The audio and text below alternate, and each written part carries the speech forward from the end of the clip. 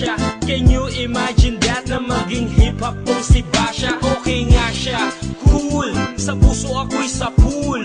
Pigilan nyo ko please, malapit na akong maulul. Diskumpiyado man sa datingan, sa unang tingin mo pag-iisipan. Kung may sekreto nga bang tinatago, yun ang gusto kong malaman. Ayoko na sanang pagdudahan, panatatangin niyang kagandahan. Ngunit sa kanyang pormahan, ako ay nag-alinlangan. Ang pula ng